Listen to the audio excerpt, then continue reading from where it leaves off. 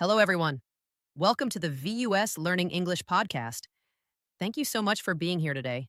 This is a place for you to listen, learn, and practice English in a fun way. We are so happy you are part of our community. Please like this video, share it with friends, and leave a comment below. Your support helps us grow and bring you more stories.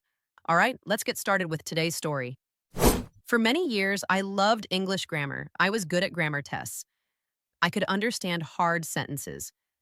But when I tried to speak to a real person, I could not. I would freeze. I was so scared of making a mistake. My brain would stop. I would think, is my tense right? Is this word correct? Then the moment was gone. The person moved on. I felt like a failure. Then I learned a secret. This secret opened a door for me. It helped me speak well. The secret is this: speaking is about talking with people, not about being perfect. Let's go back. Most of us learn a language in a classroom. I did. I had nice books and learned many rules. The idea was simple. Language has rules, so you must learn the rules. It sounds right. It is like learning math. There is a right answer and a wrong answer. I was a good student. I was great at learning rules. I studied verb lists for many, many hours. I had flashcards for hard verbs. I did all the exercises in my book. My test scores were the best in the class. I was proud. I thought I knew a lot of English. I could name the 12 verb tenses. I could explain hard grammar that most native speakers don't even think about. On paper, my English was great. The problem was my English knowledge was not for the real world. It was like having many nice cooking books but never going into a kitchen. The knowledge was only in my head. When I needed to use the language, my brain would stop. I will always remember my first trip to a country where people spoke English. I was so happy. It was my chance to use my English. I walked into a coffee shop. My heart was beating fast. It was my turn to order. The man at the counter smiled and said, "What can I get for you?" And I just froze. My brain stopped working. I was so scared. It was a simple thing, just ordering coffee, but in my head, it was a big, hard test. Questions came very fast in my mind. Should I say, "I want a coffee"? No, that is not polite. How about, "I would like a coffee"? Yes, that is better. But should I say a coffee or one coffee? What if he asks what kind? Do I know the words for different coffees? What if I say it wrong? What if he does not understand me? What if everyone thinks I am stupid? While I was thinking all this, I just stood there. I did not speak. The man's smile started to go away. The person behind me coughed. I felt so much panic. I just pointed at a cake and said, "This." I paid and ran out of the shop. I felt so much shame. I walked down the street with a cake I did not want, feeling very sad. This happened many times. Every time I could speak, it was a scary moment. If a person asked for directions, I would panic. Answering the phone in English was a bad dream. I was scared people would judge me. I was scared of sounding stupid. I was scared of being wrong. The grammar rules were like a jail, and it is not just the fear, it is the sad feeling. You want to say so much, but the words do not come out. You see other people talking and laughing. They probably know fewer grammar rules than you, and you think, what is wrong with me? Why can't I do that? The old way of learning gave me knowledge about English. It did not teach me how to use English. It trained me to be a language expert, not a speaker. It taught me to be afraid of mistakes. On a test, mistakes are bad. So, to not make mistakes, my brain chose to be quiet. This need to be perfect and this fear of being wrong was my biggest problem. It made speaking well impossible. I was so focused on the small rules that I never learned how to talk. I was unhappy. I was ready to stop trying. I thought I would never speak English well, but then something changed. My big new idea did not come from a book or an app. It came from watching my little niece. She was just learning to talk. She was about 2 years old. She was a bad speaker. Her grammar was very, very bad. She would say things like, "Me want cookie." Or she would point to a dog and say, "Doggy run fast." She made mistakes in almost every sentence. She knew only a few words. She said words in a funny way, and you know what? Nobody cared. No one ever stopped her to say, "Excuse me, that verb is wrong." No one made her feel stupid. We knew what she wanted to say. She was talking. She was connecting with us. More important, she did not care. She was not scared at all. She did not stop to think about grammar rules. She did not feel bad when she got a word wrong. She just talked. If she made a mistake, she tried again. She learned by listening to us. She learned because she wanted to tell us something. Watching her was a big surprise for me. It was my aha moment. For years, I tried to learn English like a grown up with rules and logic. I thought it was a school subject. But language is not just a subject, it is a tool to connect with people. Children know this. They do not learn by remembering grammar. They learn by listening and copying. They hear the language all day. They learn the sounds and the way people talk. They are not afraid to make mistakes. For a child, a mistake is not bad. It is just part of learning. Their only goal is to share a message. I'm hungry. I'm happy. Look at that. They focus on the message, not the grammar. I saw that my way was wrong. I thought good grammar was the most important thing, but communication is the most important thing. If you focus on talking to people, your grammar will get better over time. This was the key to leave my grammar prison. The goal was not to speak perfectly, the goal was to be understood. That is all.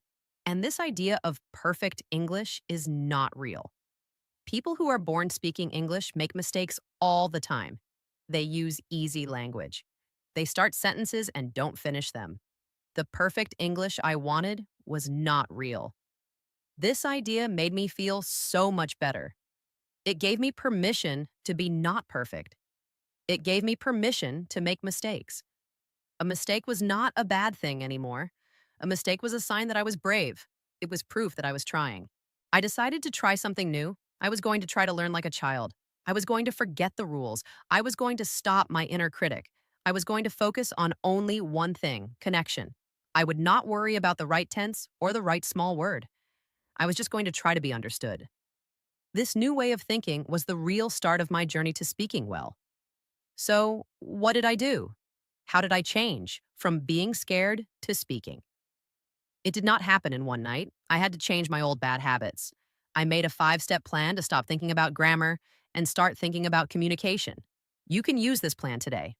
First and most important, I changed how I learned from English before I studied English. Now I decided to just live in it. This idea is simple. You learn language by listening and reading things that you can almost understand. You want to understand about 95% of it. This helps your brain learn new words from the context. It is how children learn. So I stopped reading hard articles or difficult books. Instead, I started a big input flood with things I liked. This is very important. If you do not like it, you will not do it. For me, this was watching American TV shows with English subtitles. At first, I did not understand everything, but I could follow the story with the pictures. I started listening to podcasts for English learners. The speakers talked a little more slowly and clearly. I found YouTube channels about things I liked, like cooking or travel. My drive to work became a podcast lesson. My nights became a Netflix lesson. I made English a part of my life, not a job. My brain learned how sentences work, new words, and the sound of English, all without a grammar book. My second big change was to stop learning single words. In school, you get a list of words, you learn them, and then you forget them. Or you remember the word, but you don't know how to use it. I saw that we don't speak in single words. We speak in groups of words. These are called chunks. Think about phrases like, by the way, I'll see you later, or to be honest.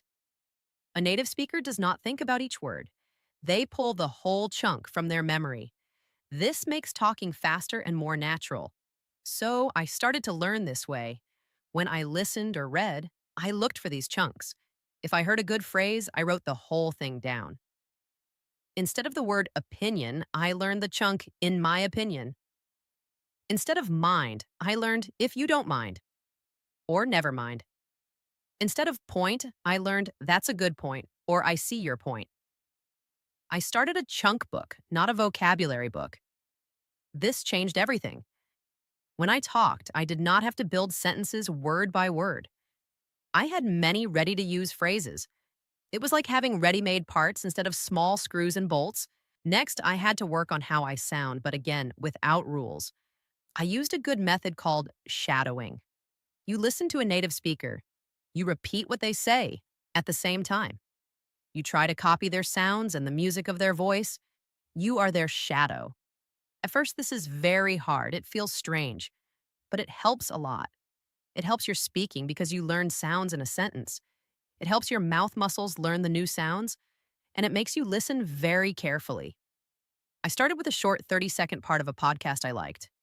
I would listen, then I would play it and speak with the host. I recorded myself and listened. I was not trying to be perfect, just a little better each time. After a few weeks, I heard a big change. My speaking was smoother. Of course, to get better at speaking, you have to speak. But I was scared of big situations. The answer was to find easy, low-stress places to practice. My first safe place was my own home. I started talking to myself, out loud, in English. It sounds strange, but it works. I would just say what I was doing. Okay, now I'm making coffee. I am opening the fridge to get the milk. There was no one to judge me. It made me comfortable with the act of speaking English. Next, I used my phone's voice recorder. After I watched a movie, I recorded a 1-minute story about it. Then I listened, not to check my grammar, but to check, could I be understood? Was my main idea clear? Finally, I went out. I found language apps to talk with other learners. The good thing about talking to other learners is that you both make mistakes. You understand each other. It was a very important step before I was ready to talk to native speakers. This last step holds all the others together. It is the work you do in your mind. I had to change my idea of mistakes and what good speaking means. I stopped seeing mistakes as bad. I started seeing them as information. Every mistake was a sign I was trying something new. It was a chance to learn. I even started a mistake book. At the end of the day, I would write down a mistake I made. I did not feel bad. I felt good. A mistake meant I had a conversation. A mistake meant I was brave. I also changed my goal. The goal was not be perfect like a native speaker. The new goal was clear communication. When I talked, I did not think about my grammar. I thought about the other person. Did they understand me? Are they nodding? If yes, I did a good job, even if I made small mistakes. Good speaking, I learned, is not about making no mistakes. Good speaking is about sharing your idea without stopping. It's about continuing, even after a mistake. It's about flow, not being perfect. When I really believed this, the fear started to go away. If you feel the same way, and if this gives you some hope, please do me a favor and hit that like button. It really helps the channel and tells me that you connect with this message. Thank you. Now let's talk about what happened when I did all this. Using this 5-step plan was not always easy. Some days my old grammar-focused brain tried to come back, but I kept going. And then everything changed. The first real proof was after a few months. I was in a store. I was looking for a charging cable for my phone. The old me would have been too scared to ask for help. But the new me took a breath, walked to a store worker, and said, "Excuse me, I'm looking for a cable for my phone. It's the small one? For an iPhone? The small one? For..." It was not perfect. "I looking for is wrong. The small one is not clear." But the worker understood right away.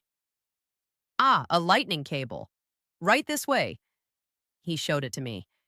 We had a short, nice talk. I walked out of the store with the cable I needed. It sounds like a small thing, but for me it was huge. I needed something. I used my not perfect English to say what I needed. The other person understood. I got what I needed. The communication worked. I was so happy. That small win felt bigger than any good grammar test score because it was real. After that, I had more and more small wins. I started to have small talks with people about the weather. I asked a stranger for directions, and we had a nice chat. Every good talk made me feel more sure of myself. The more I spoke, the more I saw that people were kind. The less I was afraid of speaking, the more I spoke. The best moment was about a year later. I was traveling again and met a group of people.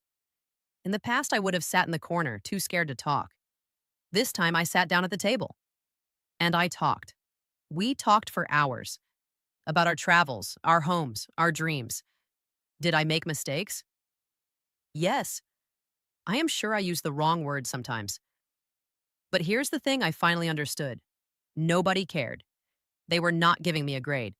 They were listening to my stories and sharing their stories. We were laughing. We were connecting.